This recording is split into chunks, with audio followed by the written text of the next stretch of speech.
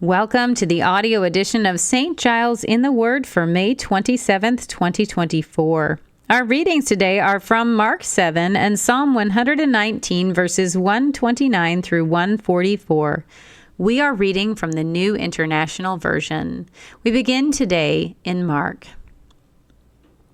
The Pharisees and some of the teachers of the law who had come from Jerusalem gathered around Jesus and saw some of his disciples eating food with hands that were defiled, that is, unwashed.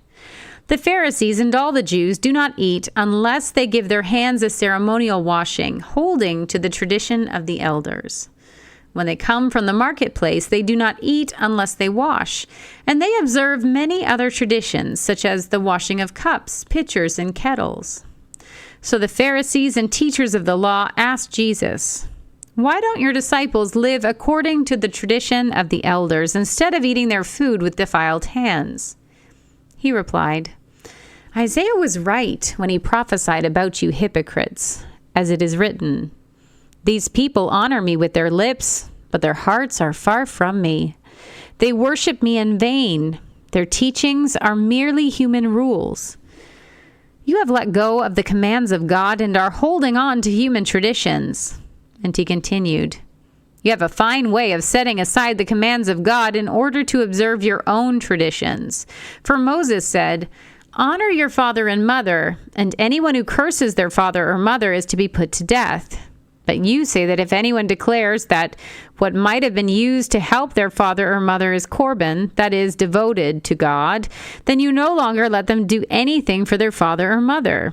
Thus you nullify the word of God by your tradition that you have handed down, and you do many things like that." Again, Jesus called the crowd to him and said, "Listen to me, everyone, and understand this. Nothing outside a person can defile them by going into them.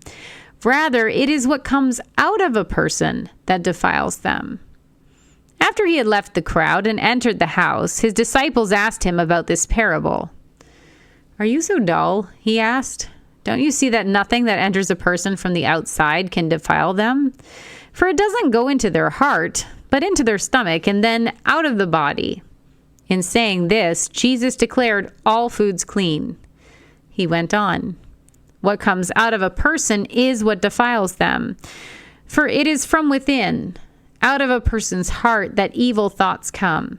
Sexual immorality, theft, murder, adultery, greed, malice, deceit, lewdness, envy, slander, arrogance, and folly. All these evils come from inside and defile a person."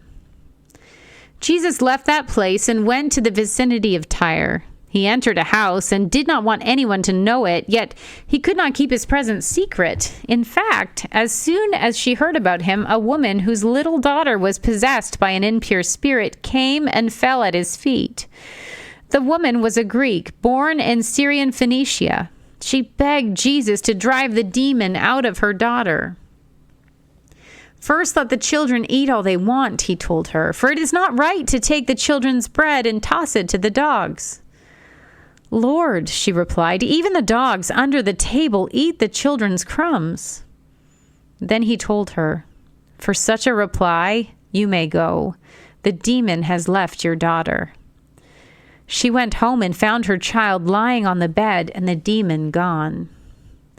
Then Jesus left the vicinity of Tyre and went through Sidon down to the Sea of Galilee and into the region of the Decapolis. There some people brought to him a man who was deaf and could hardly talk, and they begged Jesus to place his hand on him. After he took him aside, away from the crowd, Jesus put his fingers into the man's ears. Then he spit and touched the man's tongue. He looked up to the heaven and with a deep sigh said to him, "Ephphatha," which means, "be opened." At this, the man's ears were opened, his tongue was loosened, and he began to speak plainly. Jesus commanded them not to tell anyone, but the more he did so, the more they kept talking about it. People were overwhelmed with amazement. "He has done everything well," they said. "He even makes the deaf hear and the mute speak." We turn now to Psalm 119, beginning at verse 129. Your statutes are wonderful. Therefore, I obey them. The unfolding of your words gives light. It gives understanding to the simple. I open my mouth and pant, longing for your commands. Turn to me and have mercy on me, as you always do to those who love your name. Direct my footsteps according to your word. Let no sin rule over me. Redeem me from human oppression, that I may obey your precepts. Make your face shine on your servant, and teach me your decrees. Streams of tears flow from my eyes, for your law is not obeyed. You are righteous, Lord, and your laws are right. The statutes you have laid down are righteous. They are fully trustworthy. My zeal wears out, for my enemies ignore your words. Your promises have been thoroughly tested, and your servant loves them. Though I am lowly and despised, I do not forget your precepts. Your righteousness is everlasting, and your law is true.